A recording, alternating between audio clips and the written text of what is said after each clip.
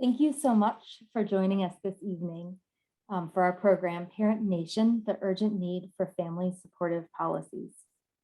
My name is Rachel Anderson. I'm a resident fellow at the Center for Public Justice and founder of our Families Valued project.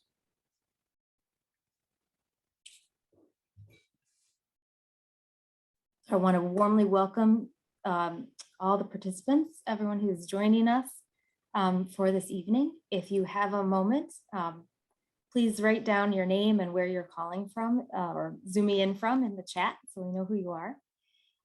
Later in the evening, we'll have a chance to respond to some questions.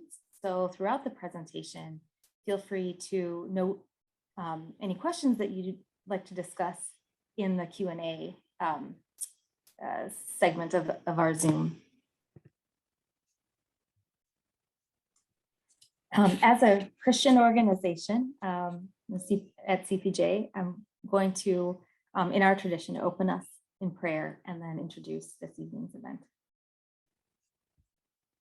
Gracious God, the poets write that the earth is charged with the grandeur of God.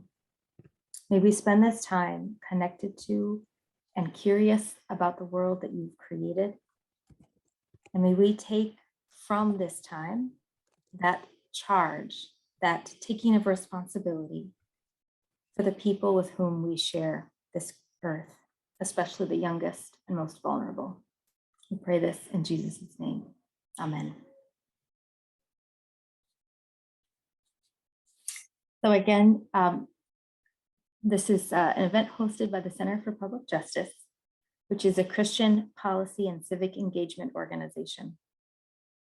CPJ's Families Valued program exists to promote good work and policies that support work that enables all families to flourish. Our agenda today is primarily to hear from Dr. Dana Suskind, the author of this fantastic new book, Parent Nation, and then to respond. And we're going to kind of think through a few things together. So we'll want to hear the scientific evidence about parent and caregiver's role, what the science is teaching us about parents' role. We'll reflect on these new learnings in relation to Christian practice and tradition. We'll ask whether American culture and institutions have provided enough support for parents, particularly during the formative years of young child caregiving. And we'll introduce a vision for changing the culture around parenting through parent organizing and other means. We'll begin that with Dr. Suskind, and so I'd like to introduce her now. Dana Suskind is a founder and co-director of the TMW Center for Early Learning and Public Health,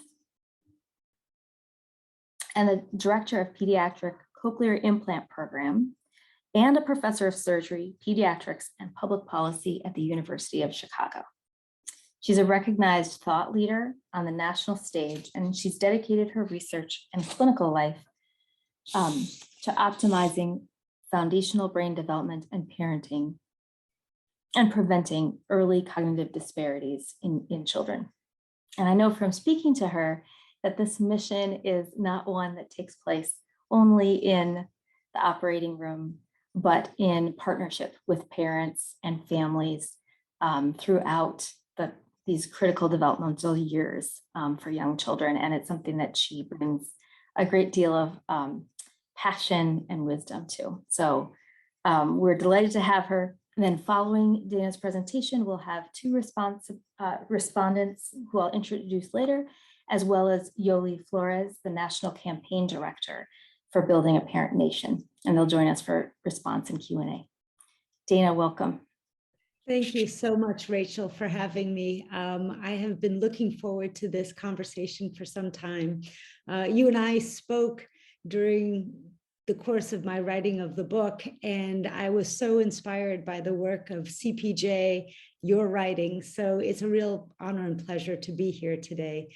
And so I thought today just to give a very short overview about the book, the scientific evidence, and some of my thinkings.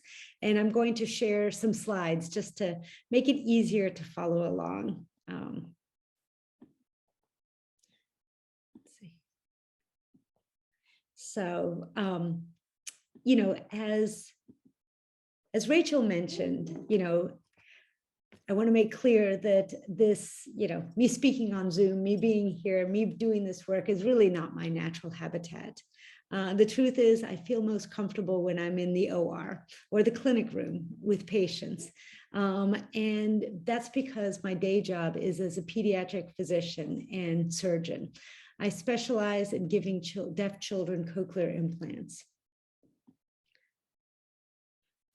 And I became an ENT and an otolaryngologist and a cochlear implant surgeon in large part because of my fascination, not just with the brain, but with the idea that every child should be able to reach their potentials.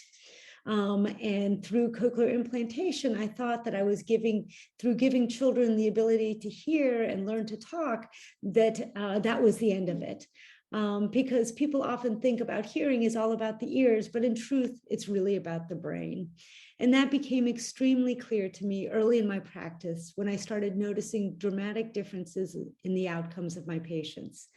With some of my patients thriving and learning how to talk and speak and being talking on par with their hearing peers, while others, same time out, barely being able to communicate. And it became clear that the ability to hear didn't always unlock children's their full capacity to learn and thrive intellectually. It was a very painful difference to see. And for me, compelled to understand why this was, and more importantly, what I could do about it, I started a journey far outside the operating room into the world of social sciences. And it's here that I discovered this rich body of literature that reveals the importance of early language environments, a science that shows that early nurturing talk and interaction, that cooing that you see between parent and child, is really stimulating all parts of an infant's brain and really builds the foundational brain capacity that shapes their whole lifelong ability to learn. You know, but this evolutionary gift, right? This short window of time in which we can set up a child up for success by nurturing his foundational brain development guides most of my work. And just as I know that this early time period guides most of your work as well. So this led me, a surgeon, in 2010 to start a center. It was initially called the 30 Million Words Initiative, and it's now called the TMW Center for Early Learning and Public Health. My primary goal was to help ensure the healthy brain development, or really the healthy development of all children, and to give every child the ability to reach his or her potential. Brain science pointed the way. Everything we did and designed was based on the fact that nurturing talk and interaction between caregiver and infant laid the foundation, that parents were children's first and most important brain architects. For me, it has always been about the power of parents, something that I know you all believe in strongly as well. My team and I developed programs and strategies to help parents and caregivers really understand the power of talking and interacting with their babies and young children. These strategies became the theme of TMW, what we call the 3 T's: tune in, talk more, take turns. Believe it or not, these 3 T's boil down the science as to what children need in the early years to build their children's brains. The problem, though, was that the 3 T's only took families so far. Real life would intrude again and again and again. You know, in my journey, I met people like Randy, who loved the fact that talking about his love of baseball with his son could help his son learn math, but had to work 2 jobs and usually had less than 30 minutes a day with their children. There was Sabrina, who gave up a well-paying job to take care of her husband when he got sick, and whose family ended up spending over 2 years in a homeless shelter, where she raised 2 children in a chaotic and stressful environment. Most searing of all was Michael and Kiana, whose life was absolutely upended when he was arrested for a crime he did not commit, and sat in jail for 5 years waiting a trial that quickly exonerated him. Everywhere I looked, I saw hurdles looming in front of mothers and fathers. I realized with both sadness and resolve that our programs can help parents understand the knowledge and powerful skills to build their children's brains, but our programs don't substantially change the day-to-day lives of the parents who participate. The real life realities of parents so clearly mattered as much, if not more. Their work constraints, economic stressors, bad luck, or injustices they're subject to matter as much as those 3 T's for healthy brain development.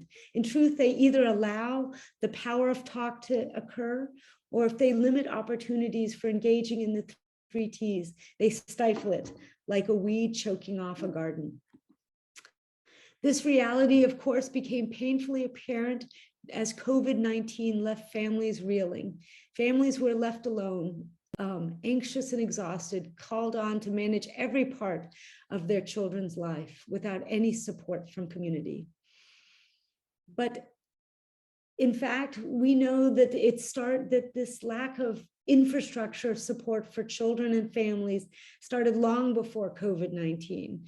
As you know, we are only one of 38 OECD countries that doesn't mandate paid family and medical leave. We spend less on early childhood than any other developed nation. And I know that we always think about the Scandinavian countries as the outliers, and you can see they spend about $29,000 a year for children in the early years. But the average is $14,000. And you can see at the very bottom, we're a major outlier of spending only $500 a year per child. Given all of this, it's not exactly surprising that the US differs from other countries on another important measure: parental happiness. Now, all parents, parents love their children. This is not about parents loving their children, but the mental health and the happiness that parents have, we've known for quite some time that in general, because parenting is so stressful, that parents are in general less happy than non-parents. But the truth is that in countries where there are more family-friendly policies, the gap is much smaller. And you can see at the very top that there's a very small gap in many countries. But if you look at the very bottom, the US, which has the least family-friendly supports, we have the largest gap in parental happiness. Put it simply, parents in this country lack support and they lack choices. No matter their religious or political orientation, employment, or educational status, too many families seem to be struggling. So as I reflected on all of this, I began to write my next book. I knew that the world didn't need another book on how parents, can build their children's brains, although I always joke that my publisher would have loved it. Instead, I thought perhaps a book that shows how this framework of the brain science can help inform a society that works for parents, not against them, that could help shift the narrative and the burdens that so many families carry. I named this book Parent Nation. But I want to be clear, this is about supporting all those who love and care for children, whether it be childcare providers, grandparents, aunts, uncles, and communities. And as I was writing this book, I spoke to dozens of parents from all walks of life, and I was struck time and time again by how much they shared in common. Even parents who on the surface looked like they didn't have anything in common told me stories and shared thoughts and concerns and fears that were remarkably similar. Though their circumstances differed wildly, they were struggling to parent the way they wanted. The way they knew best was for their children. That was universal. I spoke to one mother, Jade, who is deeply religious from the evangelical community and believes that a mother's place is in the home. Her whole family mothers had stayed home to raise their children. As she explained through tears to me that the lack of health insurance and inadequate family income sent her back to work at Starbucks after her children were born, in spite of her dreams of being a stay-at-home mom. I got to know Talia, who had babies while earning a PhD in psychology here at the University of Chicago, where I work, who gave up a promising postdoctoral position when it became untenable to manage the demands of a job and the fact that she couldn't afford childcare. The economics for childcare didn't seem to make sense. And Talia, in her own words, said she felt like she was failing in all parts of her life. Unlike Jade, she had hoped to work outside the home, but could not. You know, we talk a whole lot about parental choice in this country. You know, it's considered sacrosanct, as it should be. But what does choice mean when there are no options to be had? Jade didn't feel like she had a choice. Talia didn't feel like she had a choice, and neither do millions of parents around the country. As a consequence of our system, of our broken system, you know, the solutions can be found by finding our collective whole. But the real question is, where do we start? How do we move forward? I believe that neuroscience gives us a roadmap. Just as it tells us what to prioritize as parents in building our children's brains, it can show us where to go societally as well. What does it say? It says neuroscience tells us that we must begin when learning begins, not on the first day of school, but the first day of life. It tells us that children's earliest and most impactful brain architects are their parents and caregivers. And it tells us that environment matters, stable, calm environment. But how do we get there? How do we create a society that truly puts parents and children at the center, that truly gives parents the choice of raising their children as they know best? We need to look no further than our nation's own recent past to see a group of formerly isolated individuals who came together to achieve lasting and important change. Believe it or not, in the mid-20th century, Americans over 65 were the poorest, most underserved of age, were the poorest and most underserved age group in this country. In addition to having limited retirement and health and crippling healthcare costs, older Americans were said to 50% were said to be living below the minimum standards of decency. But the AARP changed all of this. Thanks to the efforts of the AARP over the last 50 years, there's no age group that is better cared for or served by society. Their poverty rates have fallen by 70%. And the AARP continues to make gains and advances for the elderly. And what's really important to know is they unite constituents across socioeconomic, political, racial, and ethnic lines and religious lines, focusing on the rights that benefit everyone, and their success is legendary. And I believe just as our nation's seniors were in desperate need and entirely deserving of support, so too are parents, especially of young children. They need more and they should receive more. So I'm so thrilled to be here talking to you today with my amazing colleague, Yoli Flores, that you'll meet in just a moment, where we're really pushing forward this coordinated campaign alongside the book to help spread the ideas far and wide, that there is more that unites us than separates us, and that together we can build a parent nation that truly supports all families in raising the next generation. And I want to thank you so much for listening, and I'll stop sharing.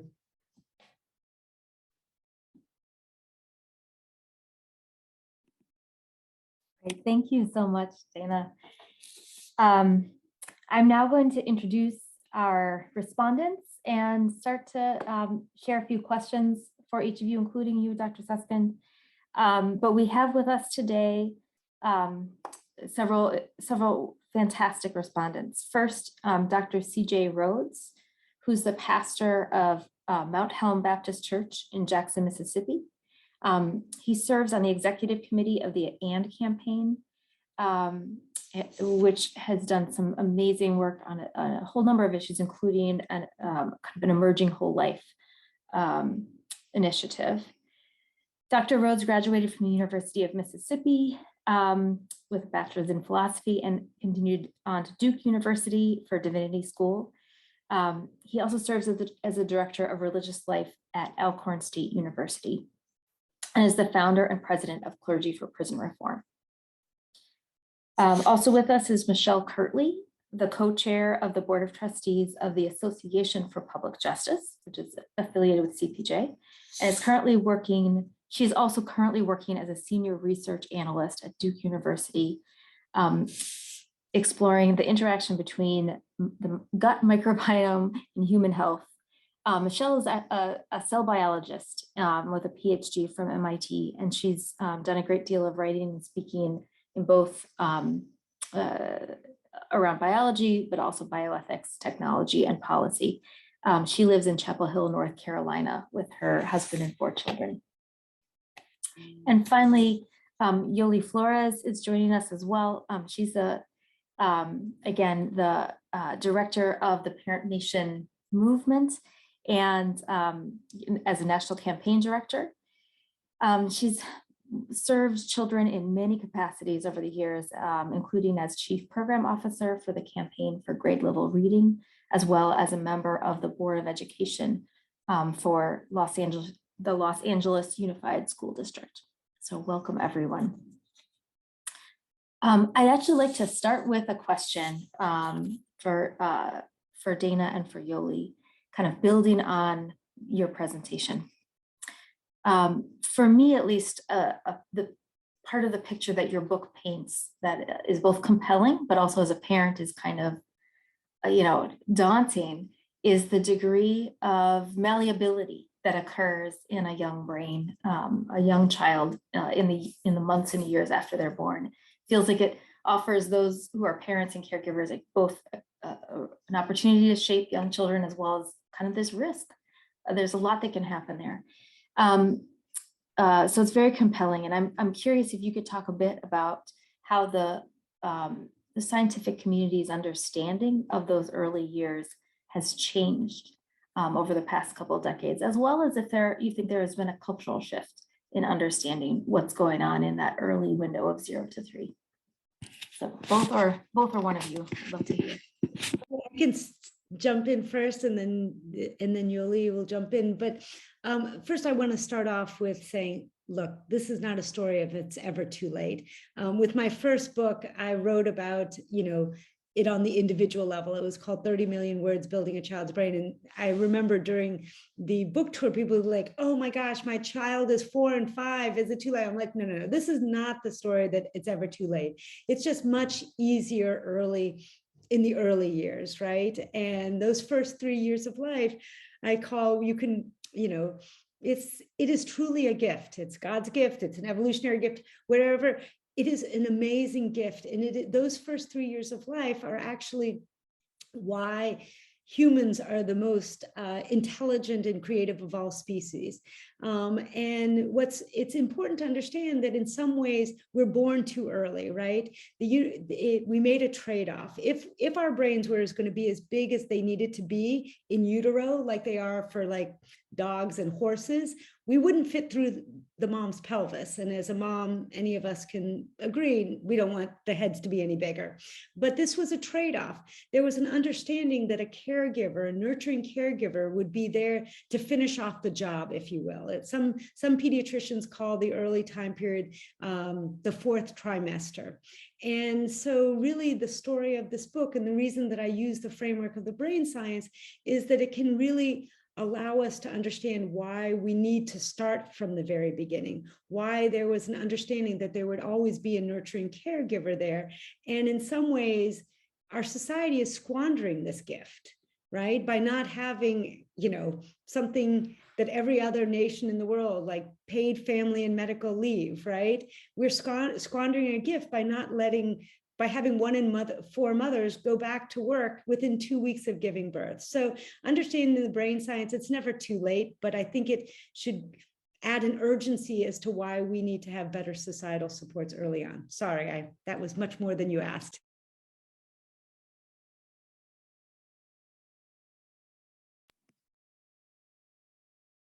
I don't think I would have more to add, except maybe Rachel to say that there is much more recognition and knowledge about the science, about the importance of the early years, much more today than 10, 20 years ago. And yet we still don't have recognition of, if we know this, if we know the neuroscience, if we have everything that we need in terms of knowledge,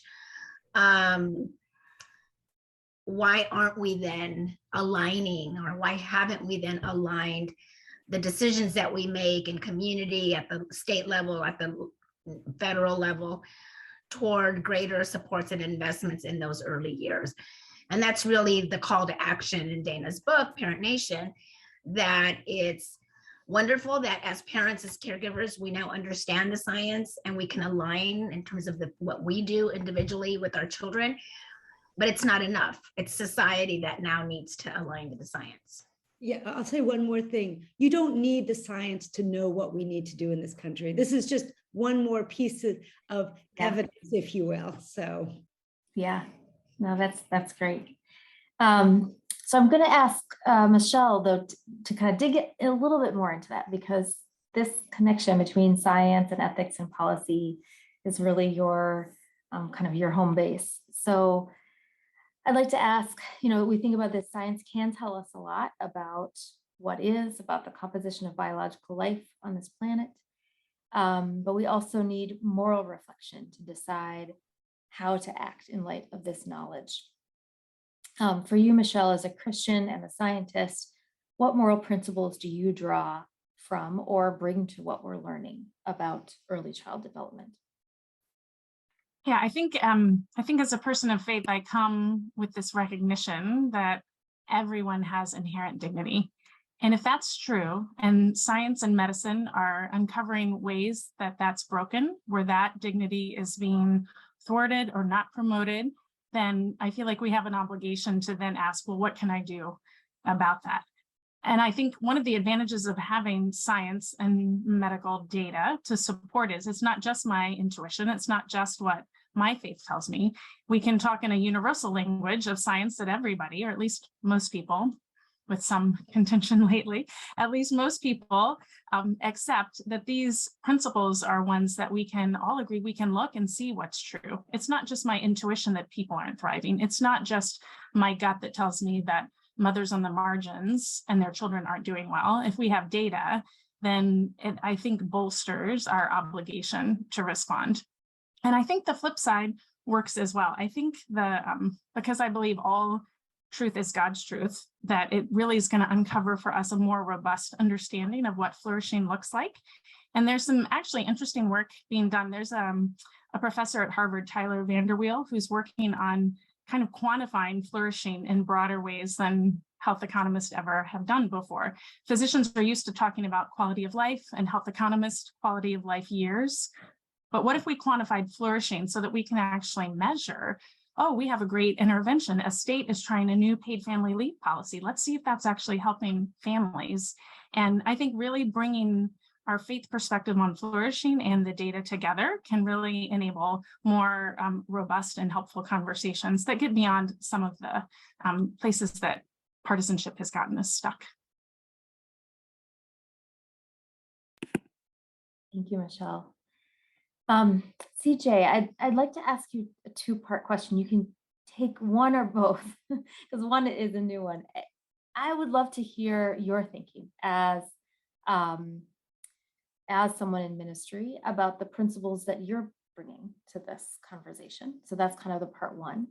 And the part two is to say that implicit in Dana's call to action is a critique of our culture, a critique of where we've fallen short. And so I'd like to hear what your reaction is and how you'd express that critique in terms of where we've fallen short for parents and caregivers.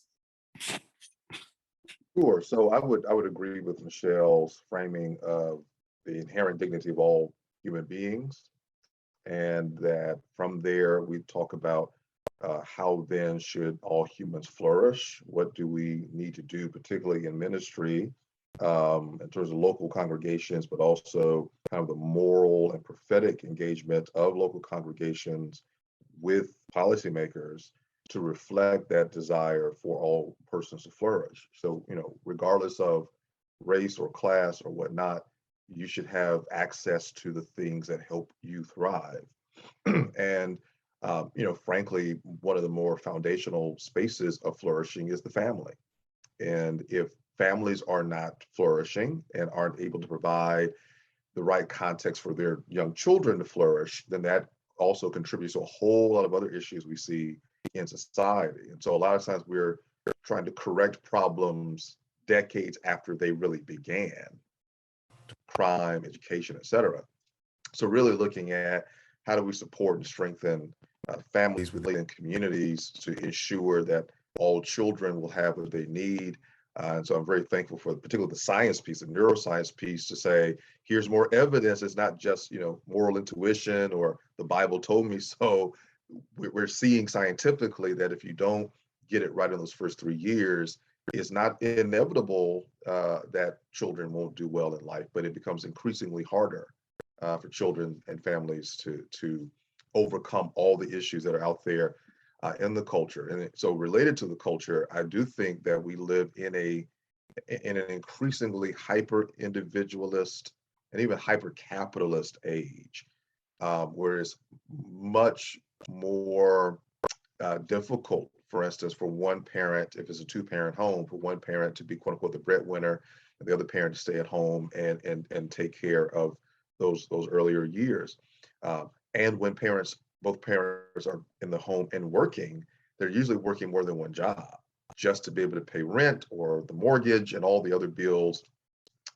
And I've got 7-year-olds. It's expensive. I mean, children are really costly.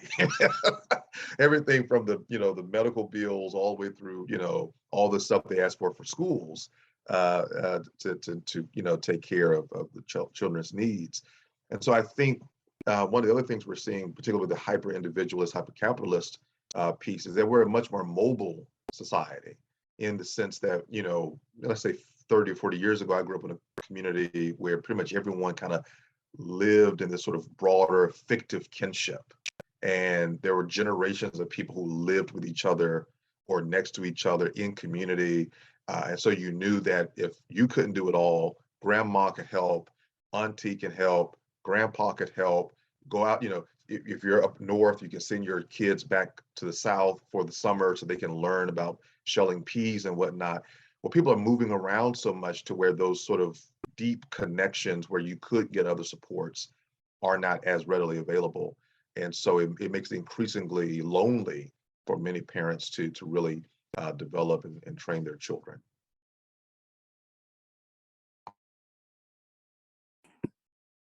That's a very clear articulation of the parent support deficit that I think many people are experiencing. Michelle, I was going to ask you, from your perspective, what nuances would you add to that picture of the parent support deficit, and what are some of the causes of that deficit today? Yeah, I think the hypermobility is key. Our family moved about 8 years ago to North Carolina to be closer to our family. And I remember in working through that decision, this light bulb went off in my head that why isn't being near the grandparents the default? Why does that seem novel to me? Not that there aren't good reasons to go other places and move away and do other things, but it had just never crossed my mind that ought to be the ground level, not the exception. And I was treating the whole decision process like the exception. And in the 8 years since we've moved, the richness of having both grandparents nearby for our family and the way that that's supported me and enabled me to do more things professionally than I would have been able to do without them here, that has really brought home for me personally that communal aspect that Dr. Rhodes was just talking about. I think there are all sorts of reasons beyond just personal choice that people lack that, right? That support isn't there. And I think of all people, Christians and people of faith, the church ought to be the family for people who don't have family of their own. We ought to be supplying that support network and that community where those parent deficits are.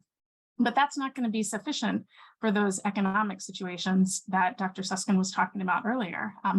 There are situations where just to make the numbers work, the choices don't seem very amenable to children thriving. And that's where I think, we really have to think about public policy and how it can support and come alongside what I would love to see a thriving church and school and local community look like to fill in that deficit. I think it's going to be multiple institutions working together that's going to make this all work, not just one.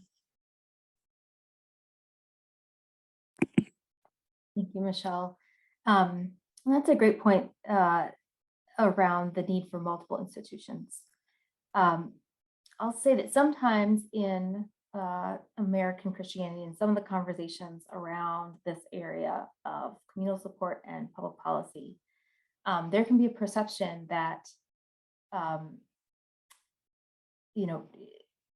joining together multiple institutions, be they public policy supports or community supports, is sort of a cause of that individualism and kind of social separation that we're seeing. That's my perspective. So one, I'd ask the panelists, is that, is that a mindset that we sometimes bring to this conversation? And is it one that's accurate, or is it one that we as Christians might need to rethink a little bit? And more broadly, how do you see American Christianity in, one or many of its forms in the US playing into the situation that we now have, the parent deficit that we now have? So that's for CJ and Michelle. So if I understood your first question, whether or not sort of looking to, say, governmental and other institutions sort of takes away certain responsibilities and all of that.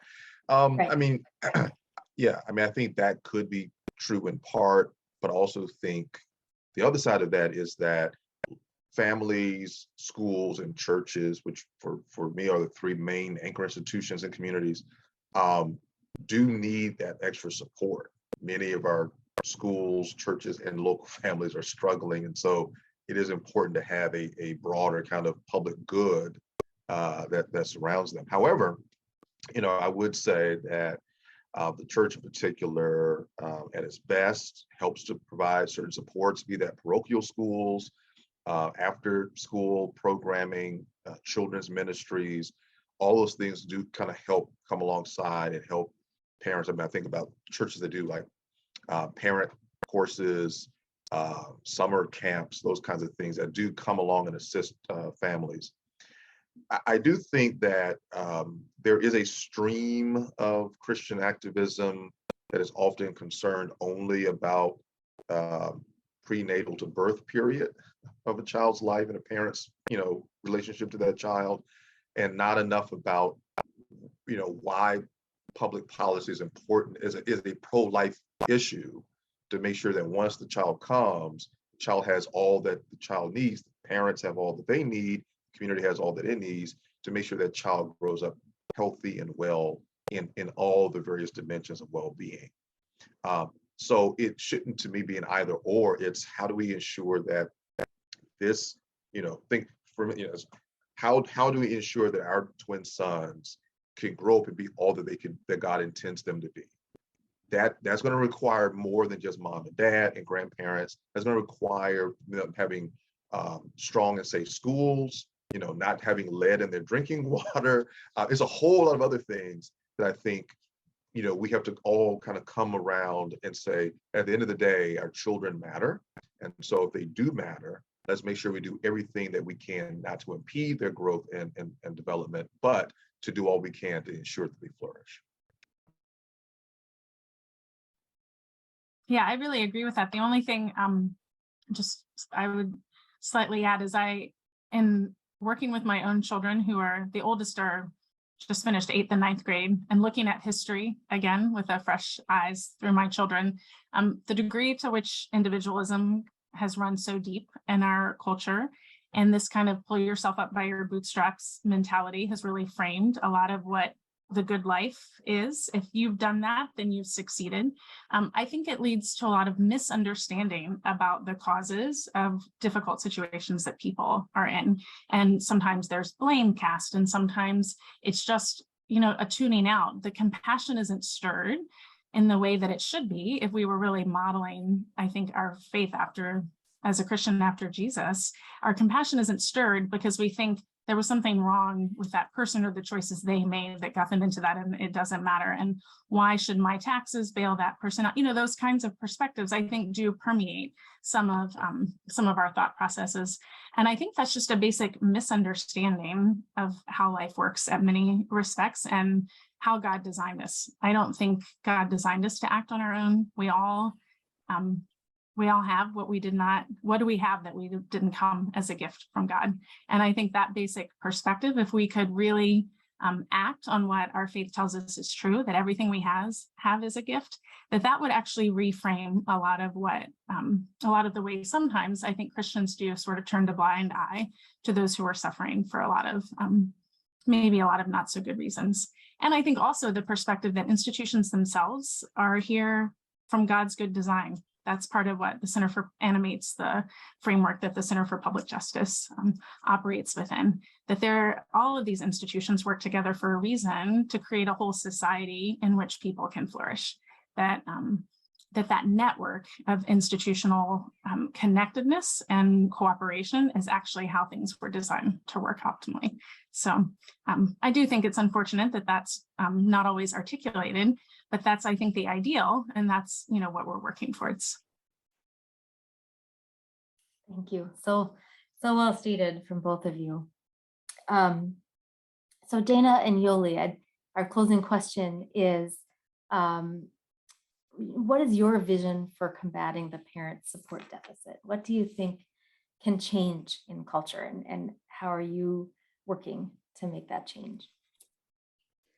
Is it okay if I start first, Julie? I mean, I think it almost plays off of what both of you all just were discussing. I think it's a reframing and a re-understanding about what it is to raise a child, right? I think, in this country, because of this the myth of American individualism and this individualistic society, we look at having a child more akin to buying a puppy. It's all for you. It has no societal or community value. And instead, really reframing both for parents, because I think we've internalized this as parents. Often we're like, it's all on me. When I heard over and over again from all different backgrounds that it's, why am I failing? As opposed to seeing how the lack of societal supports were setting them up to fail, and instead elevating their expectations and seeing themselves not just as helping build our strong society, but they're the guardians of our society's future. I mean, the children of today are the citizens of the doctors, the ministers, the teachers, bus drivers, lawyers of tomorrow. And I think what's so critical before we can increase societal supports, we have to start believing that we deserve them.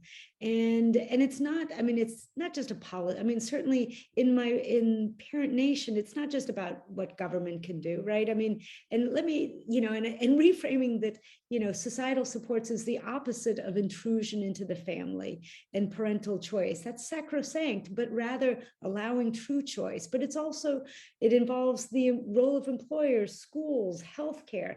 It takes all of us have a role, both institutionally and individually, in raising the next generation. Only parents raise their children, but in the support of parents, that we need to sort of reframe it and elevate our expectations and, bring our collective voice. I was so excited, so in this moment in time, it feels so polarized. And I think that, what is the thing that unifies us all, right? So many of us, our love of our children and the want to just give them the best possible start, and seeing how that brings us together. And together is how we will shift those burdens and increase support. So that was a long-winded way of saying it. Yoli, please add a much more, whatever you No, want. I thought that was perfect. I think how you've just outlined and described it, but also earlier, Michelle and Dr. Rhodes, really speaking to the piece around dignity, I think is such a beautiful and powerful way to remind us all what we all deserve. And I don't know, I'm sure for all of us in this room, but there is no more important job in the world than raising children. There just isn't. Not only for today, our economy, the kind of community and world we want to live with, but for what we aspire to be as human beings. And if it's not beginning with children and making sure that we center a lot of our decisions, maybe all of our decisions around what is best for children and families, when it does speaks to how we value humans and humanity and the dignity that you spoke to, but also, what we intrinsically really value and want in the world. And I think it's just reminding us and lifting up why we're all here, essentially, and that we can't do it alone. Parents, especially in the job of parenting, cannot be a one person's job. This is really a societal job. I love Alana, Dennis wrote in the chat here, universal message, parenting is hard and everyone needs help. Such a great summation, right? That's where we're at. Well, in the last couple of moments, we do have time for a few questions. So, so participants, if you've got questions, you can type those into the Q&A. And thanks for sharing throughout the presentation. I'll also want to note from Trina Shanks, who I know has done a great deal of research in this area as well, agreeing with Dr. Rhodes that a system of connected supports are really needed. So thank you for that. So feel free to type in a few questions if you've got them.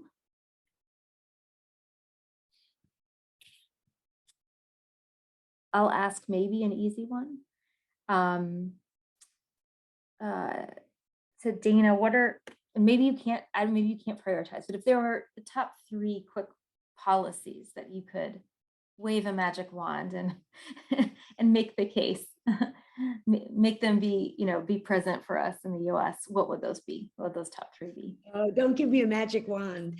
I think, it's so hard. I would say probably paid family and medical leave. How can we be the only nation of all developed nations not to have it?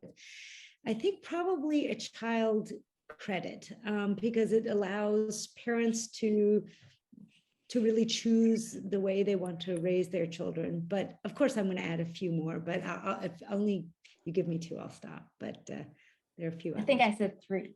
Oh, 3? Oh, I know this is going to be one more. Oh my God, it's so good. I think this is not going to sound what you'd think. I'd say either high quality childcare, but really actually portable benefits.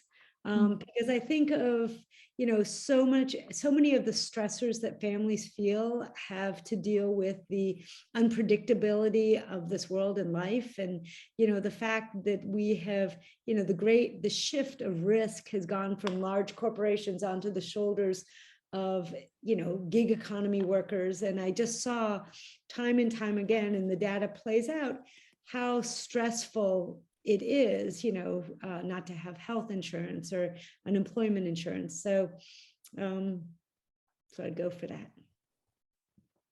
Let's hope you get the magic wand.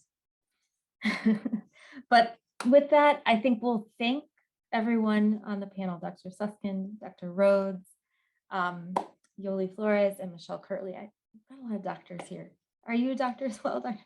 I have a lot of them. So thank you all for bringing your expertise and your wisdom and your passion to this presentation. I I'm going to turn it over to Michelle because she has been working with leaders in kind of our public justice world around taking strong next steps. And so she will share what some of those can be and how to stay in touch with Families Valued, as well as just close us out and do closing prayer. So thank you, everyone. Thanks, Rachel. As Rachel mentioned earlier, I'm the co-chair of the Board of Trustees for the Association for Public Justice, and we're the action arm of the Center for Public Justice, trying to help move a lot of the policy work that CPJ has done into law. And we've hosted, along with Families Valued in partnership with them, a series of advocacy trainings this spring, really trying to equip people in advance of hopefully hosting some meetings with senators and other public officials in August. So there's going to be one of those coming up that on July 27th. From 12 to 1. And so everybody here will get an invitation to that in the follow-up email that will come from this webinar, but we would love to have you join us for that. Also, just to stay in the loop with this series of public policies and the events that are impacting those and everything that's happening, not only in Washington, but also in the States, I really encourage you to sign up for the Families Valued newsletter. Rachel and her team have done a great job at putting information out on a regular basis that really helps you stay up to date on how things are moving in this space and when things are happening. We also will be sending out in the follow-up to this webinar a new version of our paid leave advocacy toolkit that's really going to equip you with both information and theological background and some stats and some stories to really help build a case, not only with your public officials, but we really would love for people to start building that case within their own community, within their own networks, to convince people that this is an important issue to give their voice to. So we would love to equip you with that. So you'll get information about that toolkit in the follow-up email. And then if you're really interested in jumping in and making a difference right away, one way that we have for you to build some of that momentum is to host a book club. And we would love for you to host a book club around Dana's book. So the first 3 groups to sign up to do a book club are going to receive the Parent Nation book.